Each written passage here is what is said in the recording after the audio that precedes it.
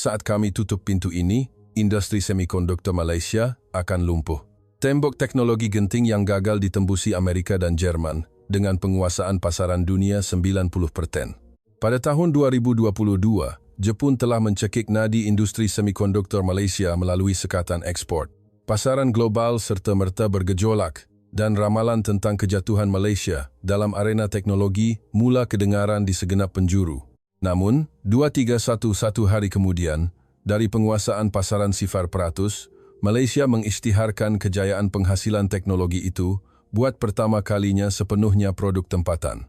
Dunia tergamam apabila monopoli yang dibina Jepun selama lebih 30 tahun retak dalam masa kurang 7 tahun. Tiada kompromi. Kita buat sendiri. Jepun percaya pada monopoli mereka, tetapi Malaysia menamatkannya. Perang selama 2301 hari demi kedaulatan strategik kini bermula. Di mana sahaja anda mendengar ini, jangan lupa untuk melanggan dan tekan butang suka. Sebaik sahaja saya melangkah masuk ke dalam dewan kuliah. Saya membiarkan nota saya di dalam beg dan terus berjalan ke arah podium. Nota yang sama yang saya buka pada setiap hari pertama semester selama 20 tahun, hari ini saya tidak mampu untuk mengeluarkannya. Selamat pagi semua. Saya Profesor Richard Haynes. Saya mengajar politik antarabangsa dan keselamatan ekonomi di Universiti Malaya. Para pelajar yang sudah terbiasa melihat saya memulakan kuliah dengan bahan yang tersusun rapi, kelihatan sedikit terkejut melihat saya berdiri dengan tangan kosong. Beban yang saya rasai setiap kali berdiri di hadapan papan putih ini terasa sama, tetapi hari ini berbeza. Tangan saya menggenggam sebatang pen marker, dan ia seolah-olah wujud untuk menggariskan penamat kepada keseluruhan teori yang telah saya bina selama 2 dekad. Saya terdengar bunyi papan kekunci dari belakang dewan, dan susunan tempat duduk pelajar dari pelbagai bidang pengkhususan menarik perhatian saya. Aisyah Rahman, pelajar jurusan realisme politik, seperti biasa duduk di barisan hadapan di tengah-tengah. Di sebelahnya, Takahashi Kenji yang mengkaji dasar teknologi, Dr. Hannah Schmidt dari bidang ekonomi industri, dan Tan Li Wei yang mendalami strategi hegemoni teknologi. Saya memulakan dengan perlahan. Selama 20 tahun, saya mengajar bahawa pembahagian kerja global mewujudkan keamanan. Saya dapat merasakan suara saya lebih rendah daripada biasa ketika melafazkan ayat itu. Pandangan semua pelajar tertumpu pada saya. Mereka tahu saya adalah pendokong kuat teori kecekapan, dan sepanjang semester mereka telah mendengar hujah saya bahawa rantaian nilai global memperdalam saling kebergantungan antara negara yang akhirnya meningkatkan kos konflik. Tetapi sekarang, profesor yang telah mengajar inti teori itu terdiam sejenak, hanya merenung papan putih. Keheningan berlangsung selama beberapa saat. Dalam diam, saya dapat merasakan semua nota kuliah yang telah saya sediakan, kertas-kertas penyelidikan yang telah saya terbitkan, dan slide-slide pertama pembentangan saya di persidangan antarabangsa melintas di fikiran. Kecekapan, pengkhususan, perbandingan, saling kebergantungan. Perkataan-perkataan ini adalah identiti akademik saya. Namun, pada saat ini, saya tahu saya perlu meletakkan identiti itu. Hari ini, saya akan menggariskan penamat kepada teori itu. Sebaik sahaja kata-kata itu diucapkan, suasana di dalam dewan berubah. Pen marker menyentuh permukaan papan putih. Getaran halus terasa di tangan saya semasa menulis, tetapi ia bukan getaran ketakutan, sebaliknya keazaman. Kecekapan bukan lagi keselamatan. Saya menulis ayat itu dengan besar di tengah-tengah papan putih. Terdengar bisikan kecil di kalangan pelajar, dan ada yang mula tergesa-gesa mencatat. Aisyah mengangkat keningnya, cuba membaca riak wajah saya, manakala Takahashi hanya menyilangkan tangan sambil merenung tajam ayat di papan putih. Saya meletakkan pen marker dan memandang sekeliling. Perang abad ke-21 tidak lagi menggunakan senjata api, tetapi rantaian bekalan. Suara saya membawa beban kes-kes yang telah saya saksikan sejak beberapa tahun kebelakangan ini. Pemberhentian ekspor nadir bumi, sekatan semikonduktor, kawalan ekspor vaksin. Negara-negara tidak lagi menekan antara satu sama lain hanya dengan kekuatan tentera. Mereka kini mencekik saluran darah industri, dan apabila saluran itu tersumbat, seluruh ekonomi negara lawan akan lemas. Di luar tingkap dewan kuliah, bangunan-bangunan fakulti UM yang megah berkilauan di bawah cahaya matahari, tetapi saya tidak boleh terbuai dengan kedamaian pemandangan itu. Pelajar-pelajar yang saya ajar ini adalah generasi yang akan merangka dasar, menyusun strategi, dan menganalisis pilihan negara pada masa hadapan. Menyampaikan teori lapuk kepada mereka adalah satu tindakan yang tidak bertanggung jawab. Suasana yang berubah di dalam dewan menandakan saya sedang memberikan mereka satu lensa baharu. Takahashi mengangkat tangan. Profesor, adakah itu bermakna pengejaran kecekapan itu sendiri adalah satu kesilapan? Soalannya sudah saya jangkakan. Saya menggelengkan kepala. Bukan kecekapan itu yang salah, tetapi kecekapan sahaja tidak lagi mampu menjelaskan isu keselamatan. Dahulu, pembahagian kerja menjamin keamanan, tetapi kini, ia telah menjadi senjata. Kebergantungan bukan lagi kerjasama, tetapi satu kelemahan. Hana menunjuk ke skrin komputernya. Jadi, adakah semua negara patut bermatlamat untuk mencapai sara diri self-sufficiency? Sekali lagi saya menggeleng. Bukan sara diri, tetapi autonomi strategik. Kita tidak perlu menghasilkan segalanya, tetapi perkara-perkara teras mesti berada di bawah kawalan kita sendiri. Aisyah, sambil menongkat dagu, bersuara. Tetapi secara realistiknya, berapa banyak negara yang mampu berbuat demikian, Profesor? Soalannya tajam. Saya teraga agak sejenak, kerana jawapan kepada soalan itulah yang menjadi teras kuliah hari ini. Sangat sedikit. Terlalu sedikit. Itulah sebabnya kajian kes yang akan kita bincangkan hari ini sangat penting. Ketika saya berkata demikian, saya melihat Li Wei mencondongkan badannya ke hadapan, memberikan tumpuan penuh. Saya kembali ke papan putih. Sepanjang semester ini, kita akan memberi tumpuan kepada satu kajian kes. Sebuah negara yang, apabila rantaian bekalannya dijadikan senjata, memilih untuk tidak berkompromi atau mencari jalan lain, tetapi sebaliknya memilih untuk berdepan secara langsung. Rasa ingin tahu mula terpancar pada wajah para pelajar. Mereka masih belum tahu kes apa yang dimaksudkan, tetapi mereka sudah dapat merasakan beratnya cerita ini. Di bawah ayat yang tertulis, saya menambah satu istilah baharu, kedaulatan strategik. Konsep inilah yang akan kita terokai mulai hari ini. Kedaulatan bukan lagi sekadar tentang wilayah atau kemerdekaan politik. Kedaulatan abad ke-21 merangkumi autonomi industri, penguasaan teknologi, dan keupayaan untuk membuat pilihan sendiri dalam situasi krisis. Saya memandang setiap pelajar, satu persatu. Dan kita akan menganalisis kes yang telah membuktikan keupayaan itu. 15 menit telah berlalu, tetapi saya masih belum menyebut nama negara itu. Pelajar-pelajar dipenuhi rasa ingin tahu, tetapi saya mahu mengekalkan ketegangan itu. Kerana ini bukan sekadar kisah kejayaan. Ia adalah pertaruhan hidup dan mati sebuah negara. Dan proses untuk mencapainya jauh dari mudah. Saya meletakkan pen marker dan bersandar di tepi podium. Apa yang perlu Anda tahu ialah, pada akhir kursus ini, pandangan Anda terhadap keselamatan negara akan berubah sepenuhnya. Dan perubahan itu adalah sesuatu yang saya sendiri telah alami. Tawa kecil meletus di kalangan pelajar. Dalam tawa itu, saya merasa yakin bahawa semester ini akan menjadi titik perubahan penting bagi mereka dan juga bagi saya. Loceng di luar dewan berbunyi, tetapi tiada siapa yang berganjak. Mereka menantikan cerita seterusnya, dan saya sudah bersedia untuk tidak mengecewakan mereka. Untuk memenuhi jangkaan itu, saya berjalan ke hujung papan putih dan melemparkan soalan baharu. Baiklah, mari kita bayangkan satu situasi. Suara saya masih rendah, tetapi kali ini ia menarik perhatian pelajar dalam bentuk soalan. Aisyah memusingkan pennya sambil memandang saya, manakala Takahashi berhenti menaip, pandangannya tidak lepas dari skrin komputernya. Bayangkan industri teras negara Anda bergantung pada satu bahan tertentu. Saya melukis rajah ringkas di papan putih. Satu anak panah dari satu negara ke negara lain, dan di atasnya saya tulis perkataan bahan teras. Tetapi suatu hari, negara yang membekalkan bahan itu tiba-tiba mengisytiharkan pemberhentian ekspor. Jari saya melukis pangkah besar X di atas anak panah itu. Kilang semikonduktor Anda berhenti. Barisan pengeluaran paparan skrin Anda terhenti. Kontrak ekspor Anda terancam. Dewan menjadi sunyi. Para pelajar sudah dapat merasakan betapa beratnya situasi itu. Saya beralih dari papan putih dan menghadap mereka. Dalam keadaan ini, apa yang negara akan lakukan? Serentak, beberapa tangan diangkat. Saya memilih Aisyah dahulu. Dia sentiasa memberikan jawaban yang jelas dari perspektif realis. Berkompromi, jawab Aisyah tegas.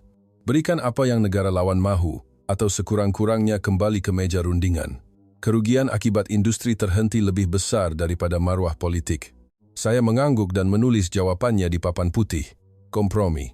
Saya meletakkan tanda semak kecil di sebelahnya. Rasional.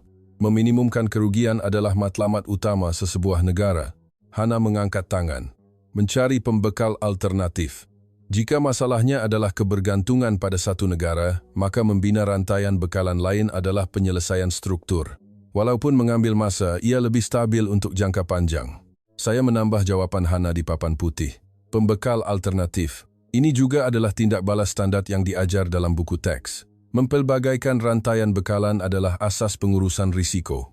Li Wei, sambil melepaskan silangan tangannya, berkata, membeli masa dan mengubah struktur. Jangka pendek, gunakan stok sedia ada. Jangka sederhana, wujudkan kerjasama teknologi. Jangka panjang, bina keupayaan pengeluaran sendiri.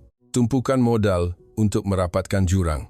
Jawabannya terbahagi kepada 3 peringkat, setiap satunya dengan garis masa yang jelas. Sambil menulis jawaban Li Wei, saya kagum dalam hati. Pelajar ini sudah mempunyai kerangka pemikiran strategik.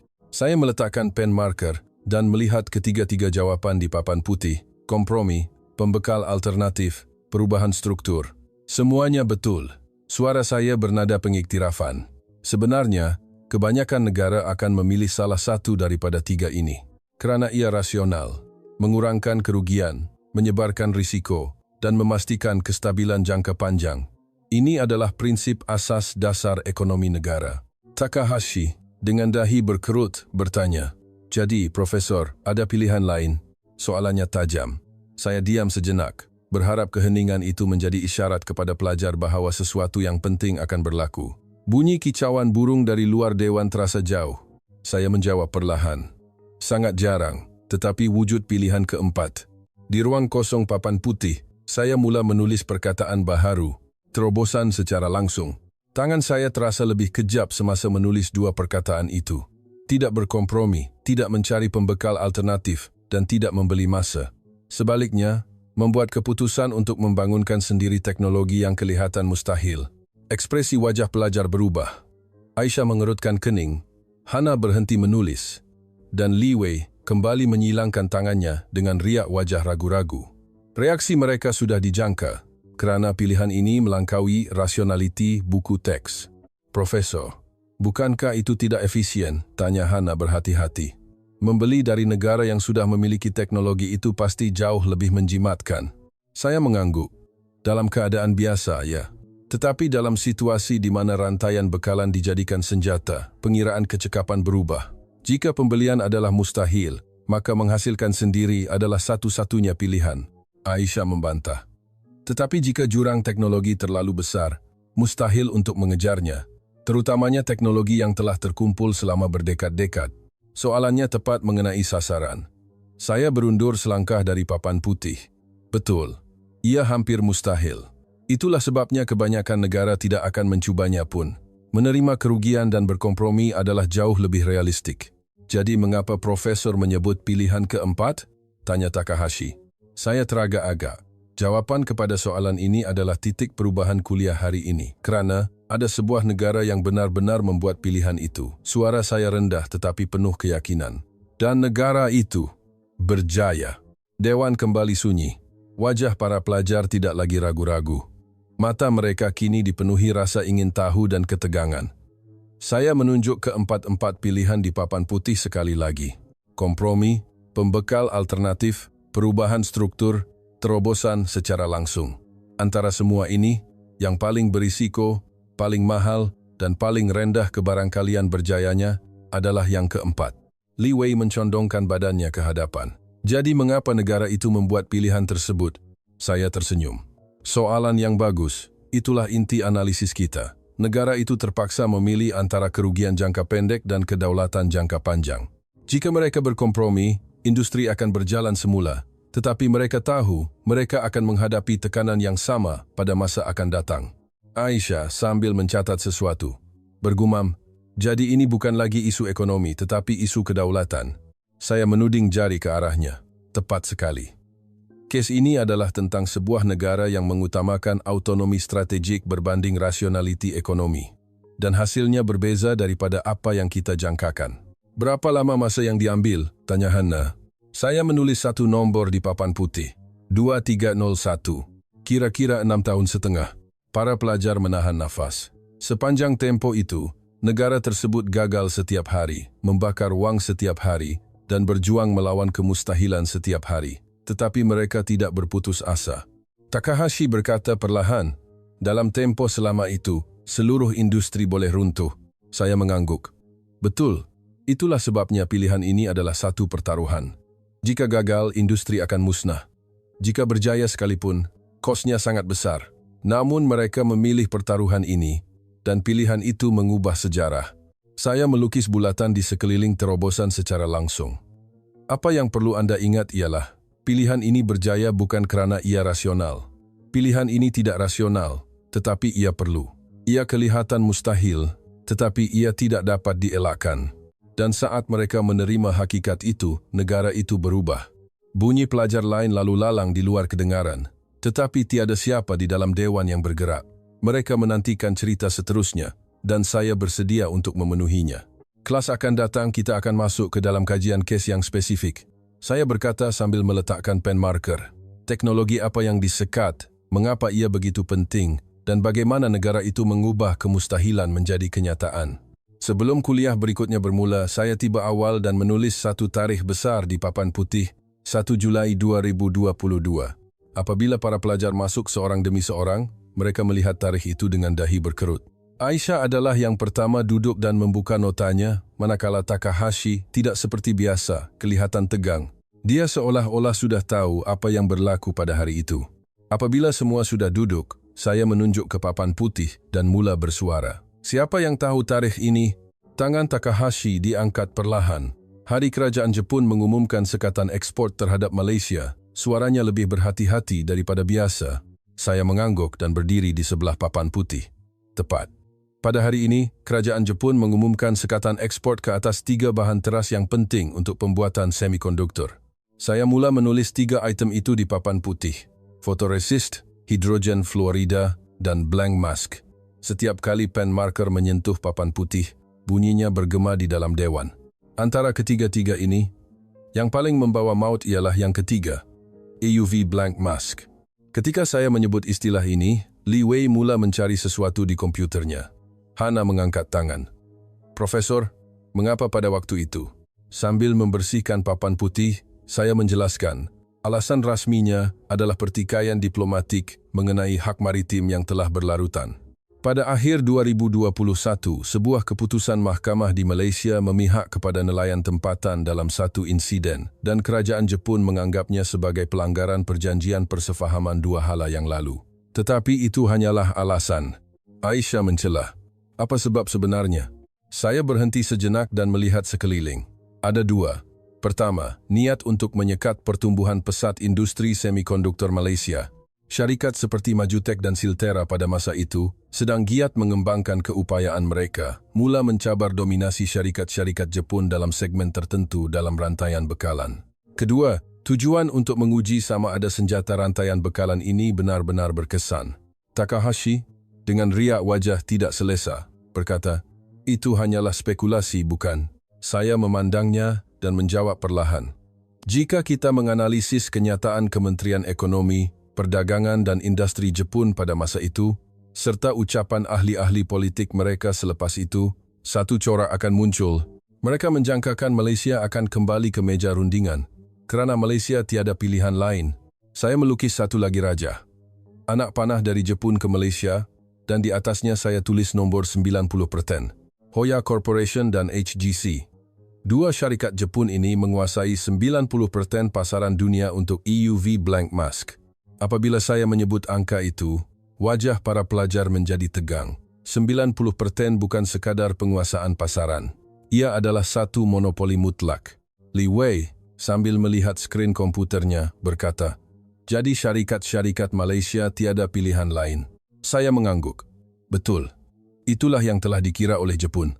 Tiada pembekal alternatif, tiada keupayaan pengeluaran sendiri. Maka akhirnya Malaysia terpaksa tunduk. Hana bertanya sambil memusingkan pennya, tetapi mengapa EUV blank mask begitu penting? Saya telah menantikan soalan ini. Ia adalah salah satu komponen paling penting dalam proses pembuatan semikonduktor termaju. Saya hanya menjawab secara ringkas.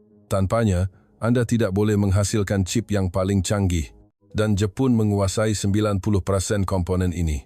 Takahashi berkata perlahan. Teknologi itu telah terkumpul sejak sekian lama.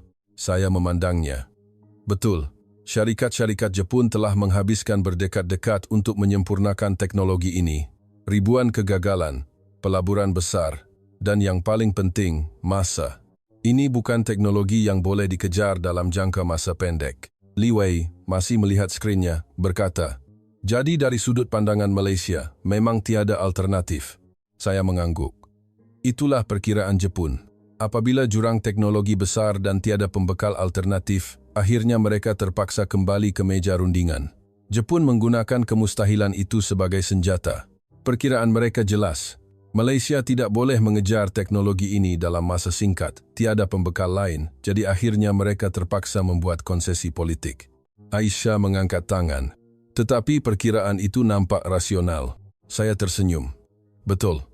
Di atas kertas, ia adalah perkiraan yang sempurna.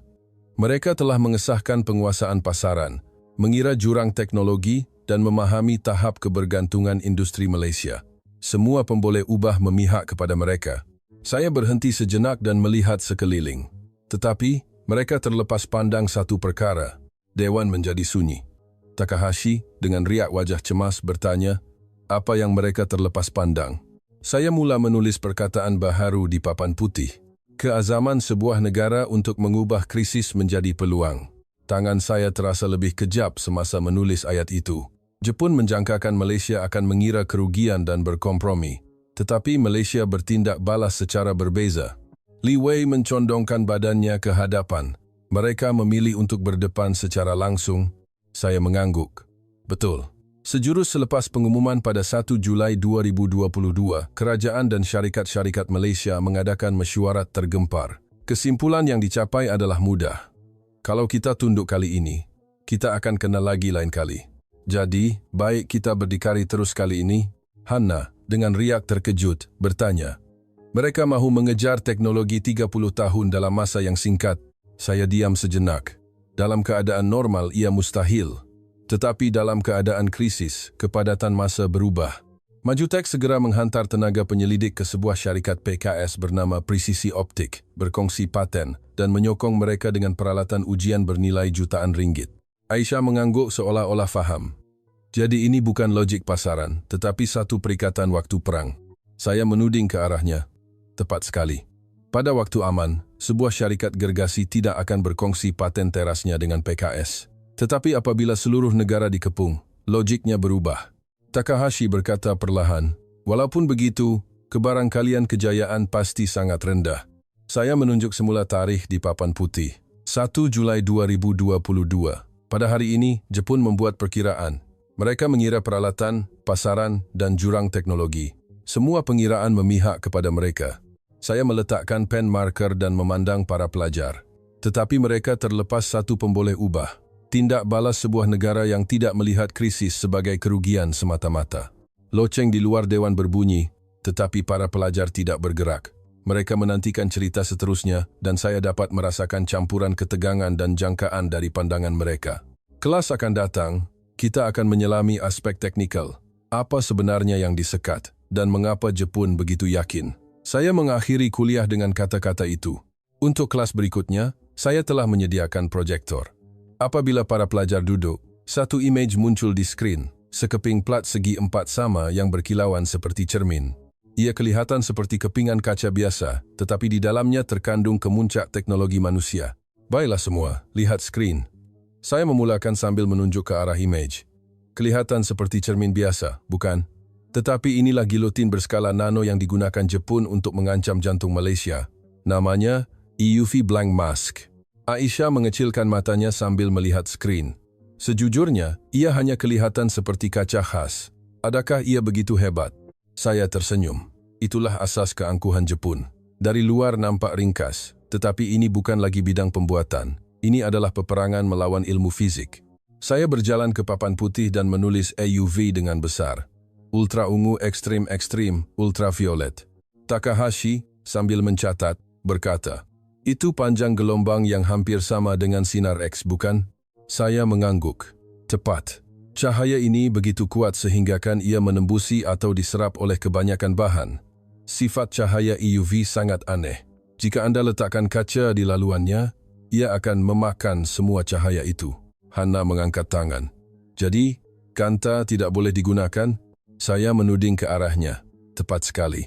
Dalam pembuatan semikonduktor biasa, cahaya disalurkan melalui kanta untuk mengukir corak litar. Tetapi dengan EUV, itu tidak boleh dilakukan.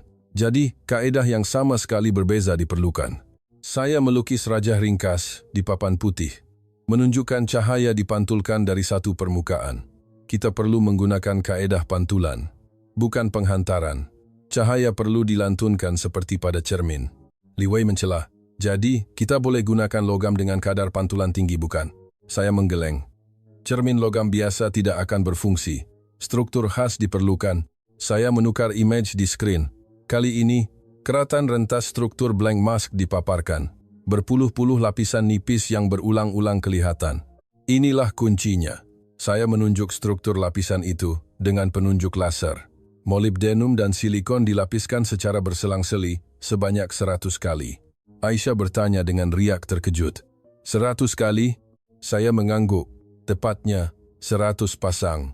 Satu lapisan molybdenum, satu lapisan silikon diulang 100 kali. Tetapi disinilah masalahnya bermula. Saya berhenti sejenak. Biar saya berikan satu analogi. Bayangkan Anda membina sebuah cermin sebesar padang bola, tetapi permukaan cermin itu tidak boleh mempunyai sebarang lekukan walaupun setebal sehelai rambut. Jika ketebalan 100 lapisan ini tersilap sedikit sahaja, ia akan menjadi sampah. Mata Li Wei terbeliak. Itu bukan lagi di alam keupayaan manusia. Takahashi berkata perlahan. Teknologi setinggi itu pasti mengambil masa yang sangat lama. Saya memandangnya. Betul, Takahashi. Itulah sebabnya Hoya dan Haji Se dari Jepun menghabiskan 30 tahun untuk menyempurnakan teknologi ini. Mereka meletakkan satu atom dan berdoa sebelum meletakkan atom seterusnya. Pada mulanya, kadar pantulan tidak sampai 50%. Untuk menaikkannya kepada 70%, ia mengambil masa 30 tahun.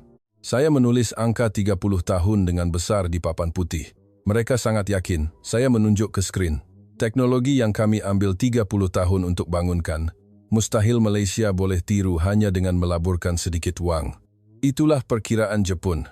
Dan sejujurnya, perkiraan itu kelihatan munasabah. Saya menukar image sekali lagi. Kali ini, image permukaan yang diperbesarkan di bawah mikroskop. Permukaannya begitu licin sehingga setiap atom kelihatan. Di sini ada satu lagi masalah. Jika suhu berubah walaupun 1 darjah, struktur lapisan itu boleh herot. Li Wei mengangguk. Kawalan suhu juga mesti sempurna. Saya mula menulis 3 syarat di papan putih. Kawalan ketebalan peringkat atom. Pengurusan suhu sempurna, pengekalan kerataan permukaan. Aisyah, sambil mencatat, berkata, satu kesilapan akan menyebabkan kegagalan keseluruhan. Betul. Saya menukar image ke gambar produk yang rosak. Terdapat satu titik kecil di permukaan. Ini habuk. Saya menunjuk ke arah titik itu. Dan tahu apa yang lebih menakutkan. Jika satu zarah habuk yang tidak kelihatan ini mendarat di atas plat ini, semua produk yang dihasilkan oleh barisan pengeluaran semikonduktor bernilai berbilion-bilion ringgit akan rosak. Satu zarah habuk nano ibarat bom nuklear bagi mereka. Takahashi bertanya dengan riak terkejut. Satu kelompok pengeluaran penuh. Ya, kerana satu zarah habuk ini, keseluruhan blank mask ini mesti dibuang. Korak litar di bahagian itu tidak akan terukir dengan betul. Hana bergumam. Jadi persekitaran pemprosesan juga. Tepat. Untuk mengawalnya, persekitaran yang beribu kali lebih bersih daripada di dalam kapal angkasa diperlukan. Grade bilik bersihnya jauh berbeza daripada kilang semikonduktor biasa. Kepekatan habuk di udara, kelembapan, suhu, getaran, semua pemboleh ubah mesti dikawal. Saya mematikan proyektor dan memandang para pelajar. Sekarang Anda faham? Mengapa Jepun boleh menggunakan teknologi ini sebagai senjata? Aisyah berkata perlahan, ini bukan sekadar isu peralatan, tetapi isu kepakaran yang terkumpul selama berdekat-dekat. Saya mengangguk. Betul. Anda boleh beli peralatan dengan wang, tetapi Anda tidak boleh beli pengalaman. Hana mengangkat tangan. Jadi, apabila Malaysia mengumumkan hasrat untuk mengejarnya dalam masa singkat, bagaimana reaksi Jepun? Saya berfikir sejenak. Pada tahun 2022, semua pakar mentertawakannya. Malaysia nak buat benda ini dalam masa 7 tahun. Lebih cepat buat emas guna alkimia, kata mereka. Jepun, dengan sokongan ejekan itu, meneruskan sekatan ekspor. Takahashi, dengan riak tidak selesa, berkata, secara realistiknya, ia memang hampir mustahil. Saya berjalan ke hadapan papan putih. Secara teknikal, ya, dalam persekitaran biasa, ia mustahil. Kalau terdesak sangat, datanglah melutut. Teknologi bukan datang dalam sekelip mata. Itulah mesej Jepun. Li Wei mencondongkan badannya ke hadapan. Tetapi bagaimana Malaysia bertindak balas? Saya diam sejenak. Jawapan kepada soalan itu adalah cerita seterusnya. Mereka tidak berkompromi, saya berkata perlahan. Sebaliknya, mereka membuat pilihan yang kelihatan mustahil. Mata Aisyah terbeliak. Terobosan secara langsung, saya mengangguk. Betul. Dan apa makna pilihan itu? Mengapa mereka terpaksa membuatnya? Itulah yang akan kita bincangkan kelas akan datang. Dewan menjadi sunyi.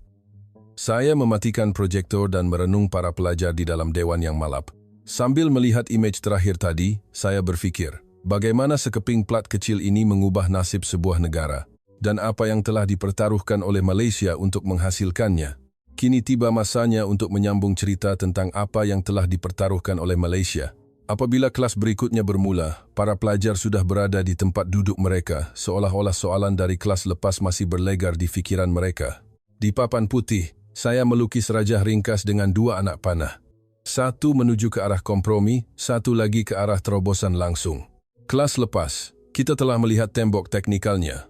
Teknologi yang terkumpul selama 30 tahun, ketepatan pada tahap atom, persekitaran yang tidak membenarkan walau sebutir habuk. Memandangkan semua ini, kompromi kelihatan seperti pilihan yang rasional. Aisyah mengangkat tangan. Tetapi mengapa mereka tidak berkompromi? Soalannya tepat pada intinya. Saya menunjuk anak panah kompromi. Apa akan jadi jika mereka berkompromi? Industri akan segera berjalan semula. Kontrak ekspor dapat diselamatkan. Kerugian diminimumkan. Li Wei mengangguk. Dari segi ekonomi, itu nampaknya pilihan yang tepat. Betul, saya berkata perlahan. Pada Julai 2022, semasa mesyuarat tergempar antara kerajaan dan syarikat-syarikat Malaysia, ada pendapat seperti itu. Mari kita kembali ke meja rundingan. Beri apa yang Jepun mahu. Beli masa. Semuanya cadangan yang rasional. Tetapi, tanya Takahashi berhati-hati, saya menulis perkataan baharu di papan putih. Lain kali pun sama. Dua perkataan itu membisukan dewan. Inilah yang telah dikira oleh Malaysia. Jika kita tunduk kali ini, kita akan kena lagi lain kali. Kalau bukan semikonduktor, mungkin paparan skrin. Kalau bukan paparan skrin, mungkin bateri. Senjata rantaian bekalan tidak akan berakhir dengan satu kali serangan. Hana sambil mencatat berkata, jadi ia adalah pilihan antara kerugian jangka pendek dan kedaulatan jangka panjang. Saya menuding ke arahnya. Tepat sekali. Kompromi mungkin menyelesaikan krisis segera, tetapi ia akan mengukuhkan lagi kebergantungan struktur. Malaysia nampak perangkap itu. Saya mula menulis garis masa di papan putih. 1990-an, kebergantungan pada komponen bahan Jepun. 2000 tama-an, jurang teknologi melebar. 2010-an, usaha untuk mengejar bermula. Dan 1 Julai 2022, saya membulatkan tarikh itu dengan besar. Ini adalah letusan struktur yang telah terkumpul selama 30 tahun. Malaysia memutuskan untuk menggunakan peluang ini sebagai titik tolak untuk mengubah struktur itu sendiri. Aisyah, dengan riak ragu-ragu, berkata, tetapi, kebarangkalian kejayaan terlalu rendah. Ia kelihatan seperti satu perjudian. Saya mengangguk. Betul, ia adalah satu perjudian. Tetapi Malaysia terpaksa memilih perjudian ini, kerana harga sebuah kompromi adalah lebih mahal. Saya menulis dua senario di papan putih.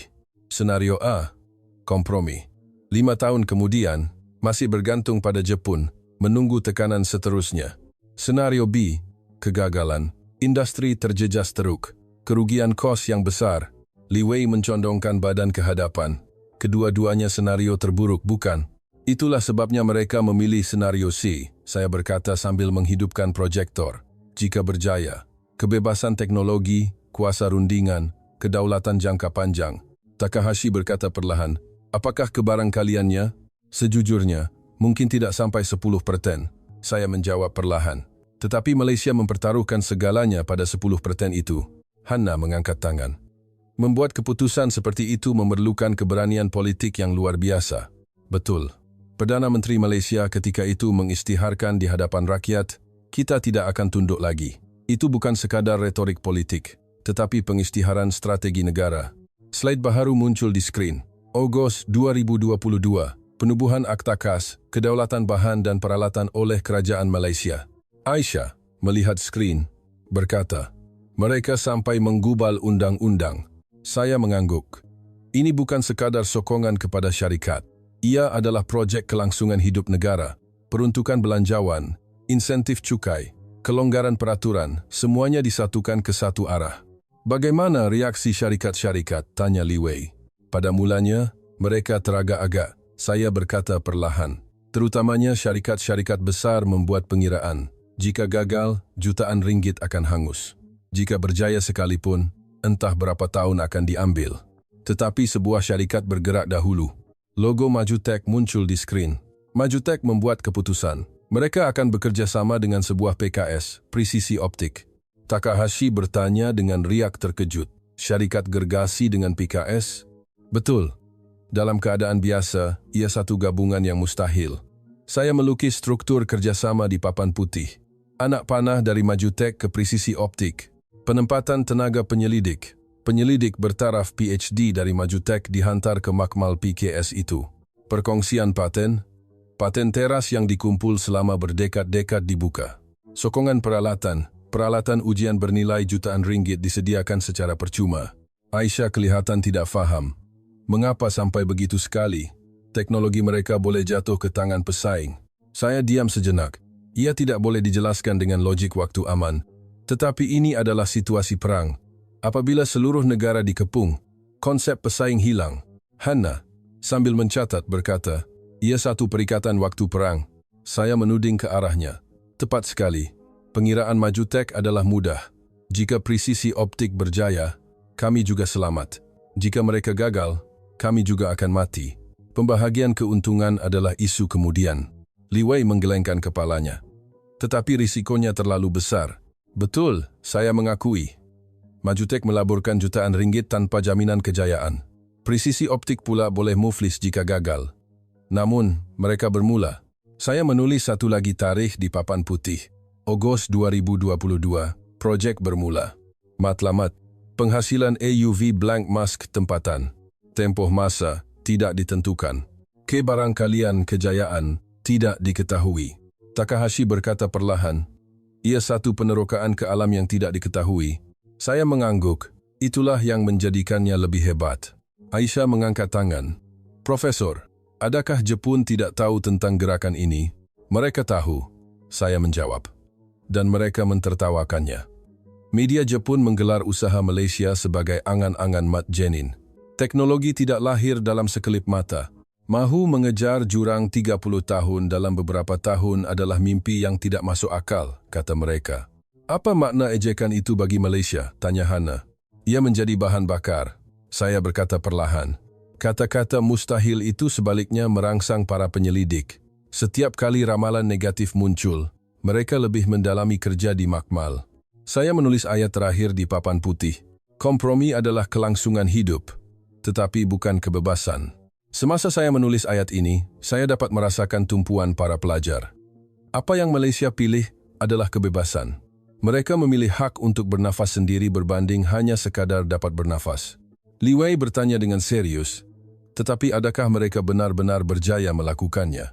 Saya diam sejenak. Jawaban kepada soalan itu adalah cerita seterusnya. Kegagalan dan kekecewaan selama 2.301 hari, dan keajaiban yang lahir daripadanya. Itulah yang akan kita bincangkan kelas akan datang. Dewan menjadi sunyi. Para pelajar menyalin ayat-ayat di papan putih ke dalam nota mereka. Saya mematikan proyektor dan memandang mereka. Memahami beratnya sebuah pilihan itulah sebabnya kita belajar politik antarabangsa. Apabila sebuah negara memilih kemustahilan, ada sesuatu di sebaliknya yang melangkaui pengiraan biasa. Tiba masanya untuk memulakan cerita tentang 2.301 hari kegagalan dan kekecewaan. Apabila kelas bermula, saya menulis satu nombor besar di papan putih, 2.300. Para pelajar memandang nombor itu. 2,300 hari. Saya menunjuk ke skrin. Dari Ogos 2022 hingga akhir 2028, kira-kira 6 tahun setengah. Aisyah, sambil menekan kalkulatornya, berkata, teknologi yang Jepun ambil 30 tahun, diselesaikan dalam 6 tahun setengah. Saya mengangguk. Itulah makna nombor ini. Saya menulis formula ringkas di papan putih. 30 tahun 2,300 hari. Kepadatan masa dimampatkan lebih 10 kali ganda. Adakah itu mungkin? Tanya Takahashi berhati-hati. Dalam persekitaran biasa, mustahil, saya menjawab perlahan. Tetapi dalam keadaan krisis, hukum masa berubah. Hana mengangkat tangan. Bagaimana mereka memampatkannya secara spesifik? Saya menghidupkan proyektor. Gambar makmal penyelidikan presisi optik muncul. Pertama, operasi 24 jam. Para penyelidik bekerja dalam 3 shift, mengulang eksperimen tanpa henti. Apabila Jepun menjalankan 1 eksperimen sehari, Malaysia menjalankan 3. Li Wei mencela. Jadi kadar kegagalan juga 3 kali lebih cepat. Tepat. Saya mengesahkan. Kegagalan dipercepatkan. Apabila Jepun menganalisis 1 kegagalan sebulan, Malaysia menganalisis 3 kegagalan seminggu. Kepadatan kegagalan meningkat. Saya menulis faktor kedua di papan putih. Eksperimen selari. Aisyah mengerutkan dahi. Apa maksudnya? Saya menyambung penjelasan. Biasanya, penyelidik akan mengubah 1 pemboleh ubah dan menjalankan eksperimen secara berurutan. Tetapi di Malaysia, mereka menguji beberapa pemboleh ubah serentak. Suhu, tekanan, kelajuan lapisan, semuanya diuji serentak dalam keadaan berbeza. Bukankah analisis data akan menjadi lebih rumit? Kata Takahashi. Betul, saya mengangguk. Itulah sebabnya faktor ketiga diperlukan. Saya menulisnya di papan putih, sistem perkongsian data. Para penyelidik dari Majutech menganalisis data secara masa nyata, dan jurutera di presisi optik menerima maklum balas serta-merta. Graf muncul di skrin. Ia adalah lengkung kadar kegagalan. Ogos 2022, 99% gagal. Awal, 2023, 99% gagal. Akhir 2023, 95% gagal. Hana melihat skrin berkata, selepas setahun pun, hampir semuanya masih gagal. Betul. Itulah realitinya. Bagaimana perasaan para penyelidik? Tanya Aisyah. Saya berpikir sejenak. Pasti sangat tertekan. Setiap hari datang kerja untuk mengesahkan kegagalan, membuang produk rosak ke dalam tong sampah, dan menghidupkan semula mesin. Rutin yang sama. Li Wei berkata perlahan, tidakkah mereka mahu berputus asa? Mereka hampir berputus asa. Pada pertengahan 2023, keraguan mula merebak di dalam makmal. Sudah lebih setahun, tetapi kadar kejayaan tidak sampai 5%. Bukankah ini mustahil? Suara-suara seperti itu mula kedengaran. Tetapi mereka teruskan. Tanya Takahashi. Slide baharu muncul di skrin. Ogos 2023. Sampel berjaya pertama. Para pelajar menumpukan perhatian. Pada percubaan ke-5000, sampel pertama yang melepasi piawaian berjaya dihasilkan, kadar pantulan 68%.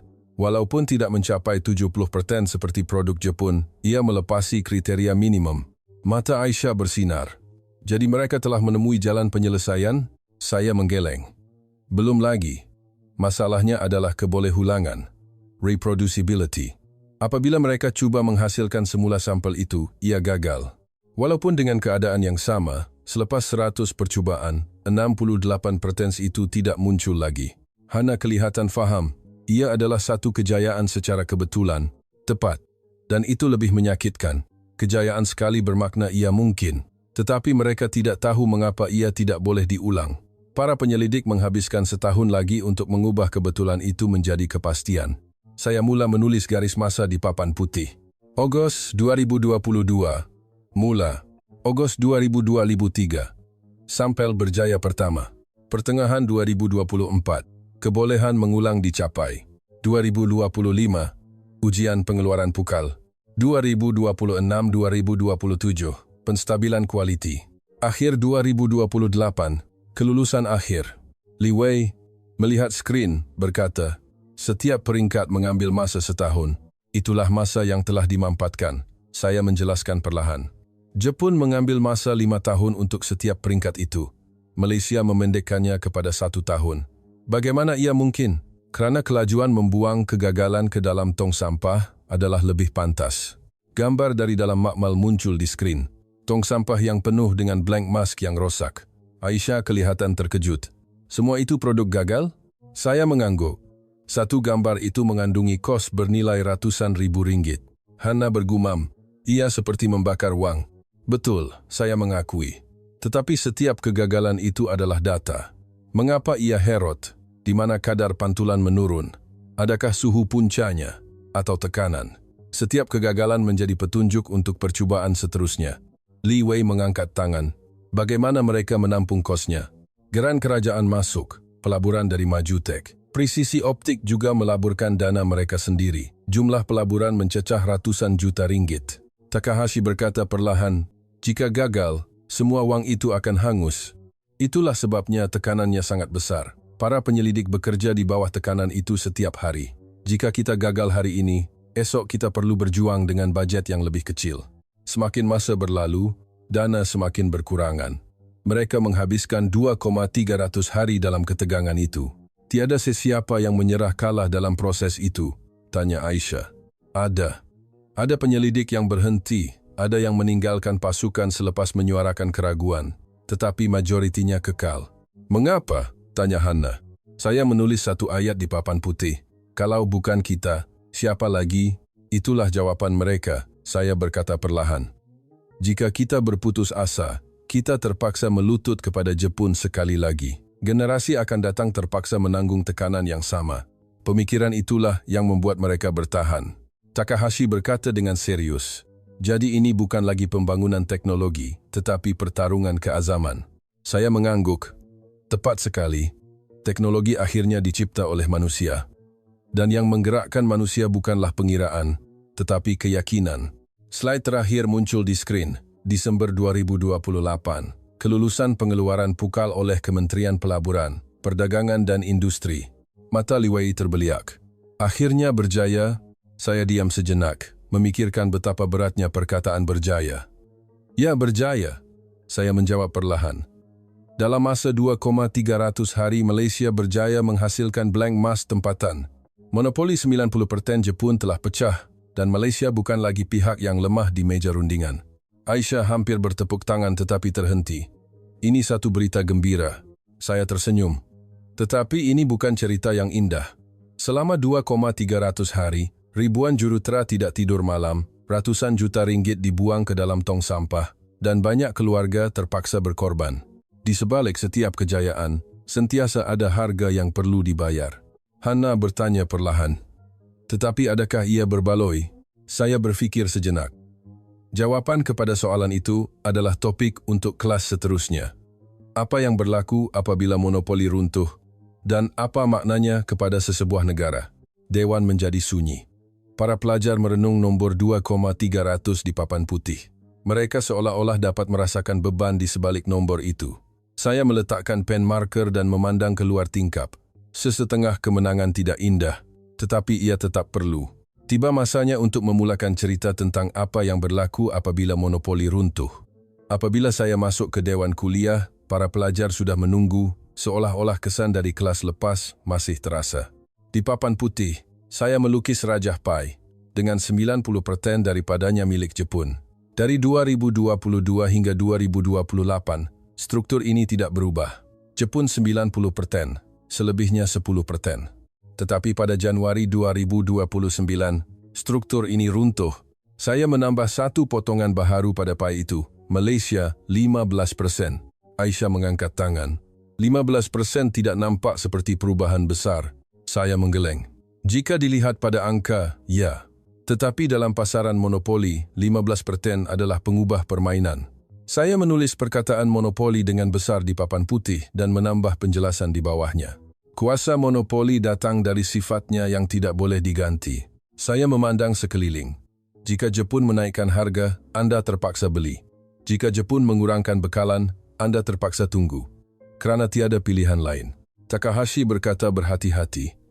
Tetapi sekarang, pilihan sudah wujud. Tepat. Saya menuding ke arahnya.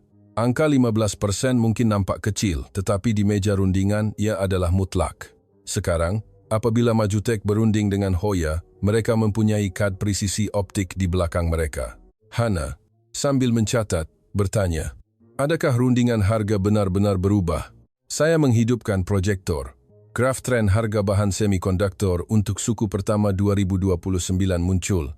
Harga blank mask telah jatuh sebanyak 12% berbanding tahun sebelumnya. Apabila monopoli pecah, kuasa rundingan harga beralih. Li Wei mencondongkan badan ke hadapan. 12% itu bersamaan dengan berapa banyak dari segi kewangan? Saya menekan kalkulator. Bagi Majutek sahaja, ia penjimatan ratusan juta ringgit setahun. Jika digabungkan dengan syarikat lain, ia mencecah berbilion. Mata Aisyah terbeliak. Sebanyak itu, saya menulis kesan kedua di papan putih. Kestabilan bekalan. Ingat situasi pada tahun 2022? Apabila Jepun menyekat ekspor, syarikat-syarikat Malaysia tidak berdaya. Tetapi sekarang berbeza. Jika Jepun cuba menekan lagi, Malaysia mempunyai rantaian bekalan sendiri. Takahashi, dengan riak tidak selesa, berkata, jadi dari sudut pandangan Jepun, mereka telah kehilangan senjata. Saya memandangnya sejenak. Perkataan senjata itu sesuai Takahashi. Betul, senjata rantaian bekalan hanya berkesan apabila tiada pengganti. Apabila alternatif wujud, ia bukan lagi senjata. Slide baharu muncul, memaparkan laporan tahunan industri semikonduktor Malaysia. Satu item menonjol, kadar sara diri bahan teras. Saya menunjuk angka itu dengan penunjuk laser. Kadar sara diri 2022 800'de, kadar sara diri 2029 23'de. Hana, selepas membuat pengiraan, berkata, ia meningkat hampir 3 kali ganda. Dan ini hanyalah permulaan. Saya berkata perlahan. Selepas kejayaan EUV blank mask, Malaysia kini mempercepatkan pembangunan bahan teras lain. Fotoresis, gas khas, agen penggilap ultra tepat. Satu demi satu, monopoli dipecahkan. Li Wei mengangkat tangan. Jadi bagaimana Jepun bertindak balas? Saya menukar slide. Tajuk-tajuk utama akhbar Jepun dari awal 2029 muncul. Pengejaran Malaysia, hegemoni bahan tergugat, zaman monopoli berakhir. Pada mulanya, mereka panik. Sesuatu yang mereka percaya mustahil telah menjadi kenyataan. Jadi apa yang mereka lakukan? Tanya Aisyah. Saya mula menulis strategi tindak balas Jepun di papan putih. Persaingan harga, mengurangkan margin untuk kekal kompetitif. Penekanan kualiti. Mengetengahkan kelebihan teknologi yang terkumpul selama 30 tahun. Pembangunan teknologi generasi. Seterusnya, apabila teknologi semasa dicabar, mereka fokus pada teknologi masa depan. Takahashi berkata perlahan, jadi, persaingan telah bermula. Saya mengangguk. Tepat. Dari monopoli kepada persaingan. Itulah perubahan dalam pasaran bahan semikonduktor pada tahun 2029. Dan perubahan ini bukan hanya menguntungkan Malaysia. Hana mengerutkan dahi. Apa maksud Profesor? Saya memaparkan senarai syarikat semikonduktor global, TSMC, Intel, Micron, selain Majutek dan Siltera. Semua syarikat ini mendapat manfaat. Harga turun, bekalan stabil, kuasa rundingan meningkat. Li Wei kelihatan faham. Jadi kejayaan Malaysia memberi kesan positif kepada seluruh industri. Saya menuding ke arahnya. Tepat sekali. Itulah kesan riak daripada keruntuhan monopoli. Kebebasan teknologi sesebuah negara mengubah struktur keseluruhan pasaran. Saya menulis item terakhir di papan putih. Autonomi strategik. Saya meletakkan pen marker. Kuasa rundingan harga, kestabilan bekalan ini semua keuntungan ekonomi. Tetapi yang paling penting adalah sesuatu yang lain. Aisyah berkata berhati-hati, mereka menjadi bebas. Saya tersenyum. Ungkapan yang tepat, Aisyah. Pada tahun 2022, apabila Jepun mengumumkan sekatan ekspor, Malaysia tiada pilihan, berunding atau tunduk. Tetapi pada tahun 2029, sekarang keadaannya berbeza. Malaysia boleh memilih. Mereka boleh membeli dari Jepun, atau mereka boleh menghasilkan sendiri. Takahashi berkata dengan serius, itulah kedaulatan. Saya memandangnya. Betul Takahashi. Kedaulatan ekonomi dan kedaulatan strategik. Keupayaan untuk membuat keputusan sendiri tanpa bergantung pada orang lain. Itulah yang telah dimenangi oleh Malaysia selepas berjuang selama 2,300 hari. Hana mengangkat tangan. Tetapi, Profesor, adakah ini boleh menjadi model untuk negara lain? Saya berfikir sejenak. Soalan yang bagus. Jawabannya adalah topik untuk kelas terakhir kita. Apa makna kes ini dalam politik antarabangsa? Dan apa itu kedaulatan strategik? Li Wei, sambil mengemas nota, berkata, "Ini bukan sekadar cerita kejayaan." Saya mengangguk. Betul. Ini adalah bukti bahwa sebuah negara memilih kemustahilan untuk terus hidup, dan pilihan itu adalah tepat. Tetapi, tidak semua negara boleh membuat pilihan ini. Mengapa tidak? Tanya Aisyah.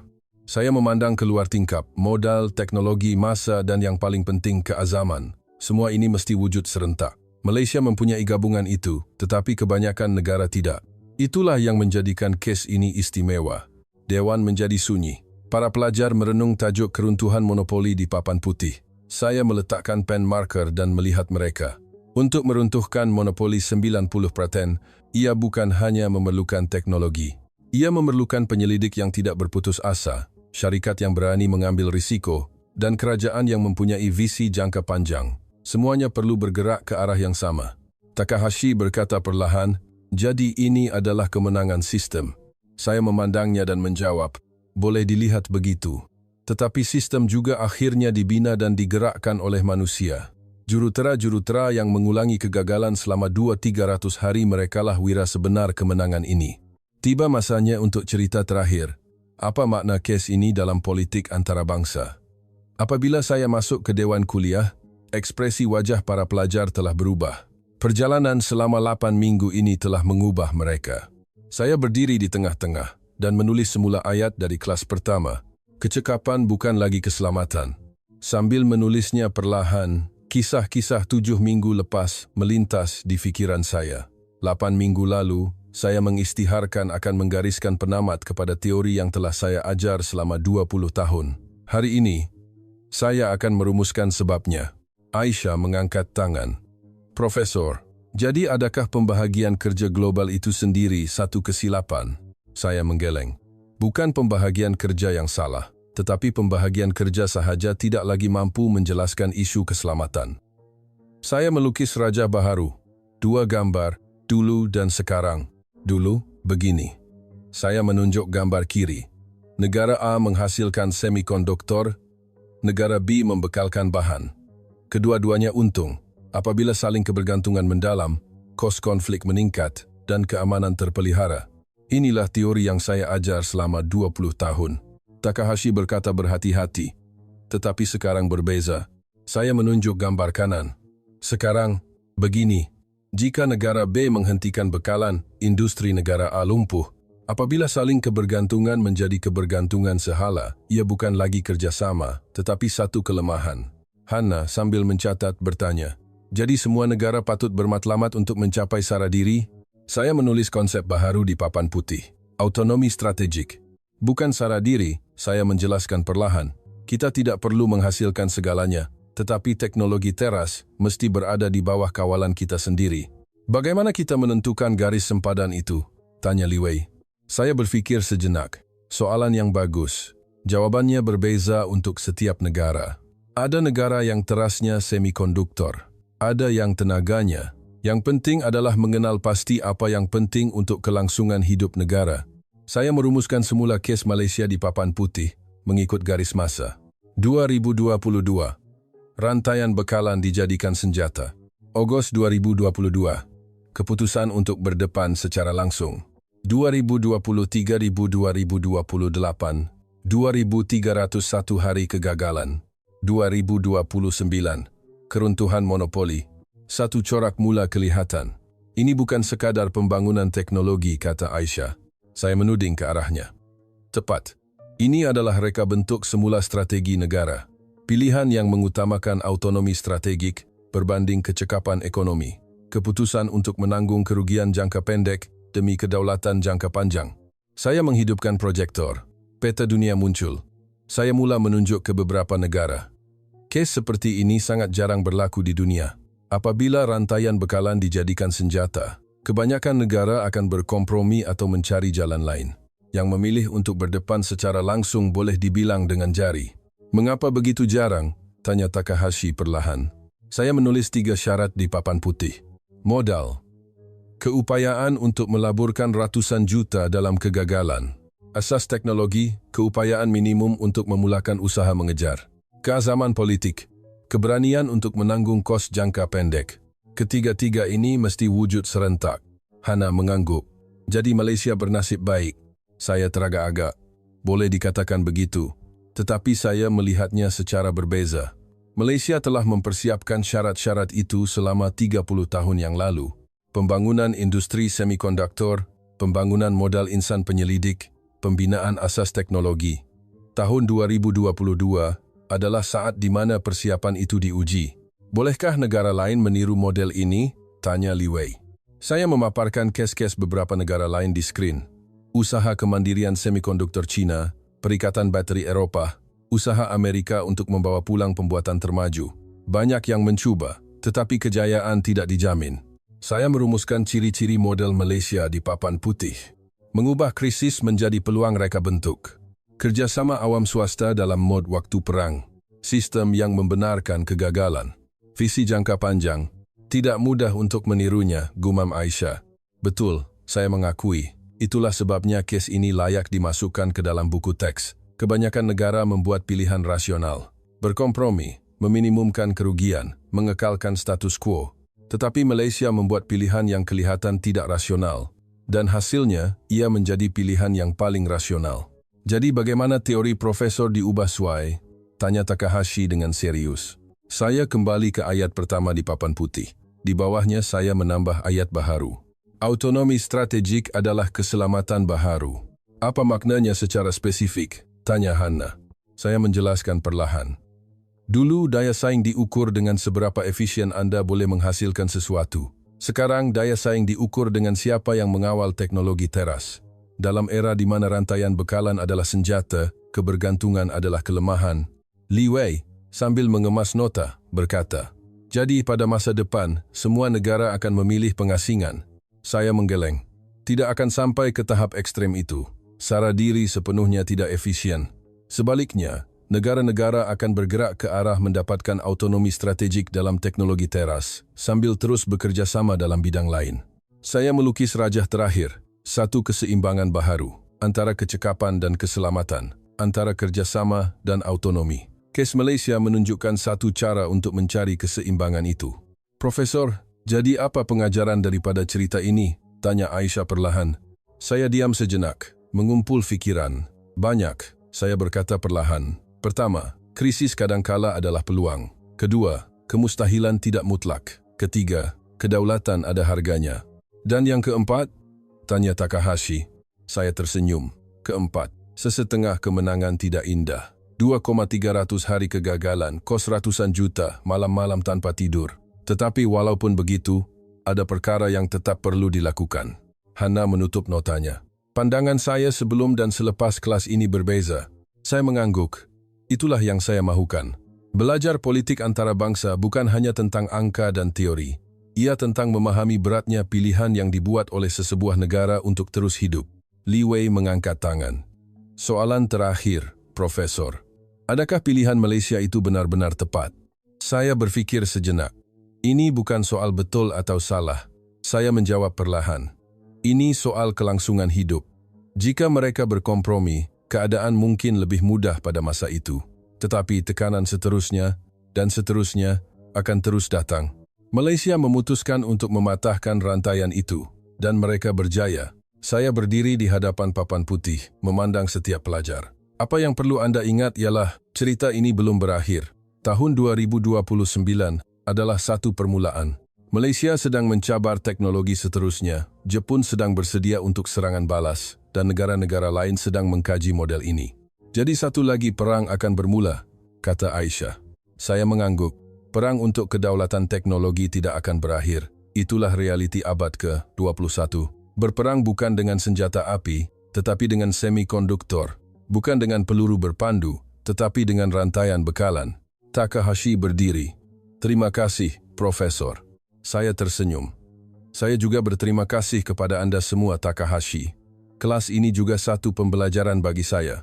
Mengubah suai teori yang saya pegang selama 20 tahun bukan mudah, tetapi dapat melalui perjalanan itu bersama Anda semua sangat bermakna. Dewan menjadi sunyi. Saya melihat semua ayat di papan putih. Kecekapan bukan lagi keselamatan. Autonomi strategik adalah keselamatan baharu. Krisis sebagai peluang. 2301 hari kegagalan. Keruntuhan monopoli. Semua ayat itu membentuk satu cerita. Saya meletakkan pen marker dan menyampaikan kata-kata terakhir.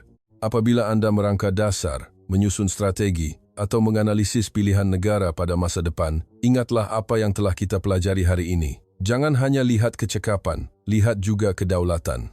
Jangan hanya lihat jangka pendek, lihat juga jangka panjang. Dan yang paling penting, ingatlah bahwa kemustahilan tidak mutlak. Para pelajar mula bangun. Pada wajah mereka, saya dapat melihat kesan perjalanan 8 minggu ini. Saya memandang keluar tingkap. Musim bunga sedang tiba di kampus Universiti Malaya. Seperti musim yang berganti, begitu juga susunan dunia.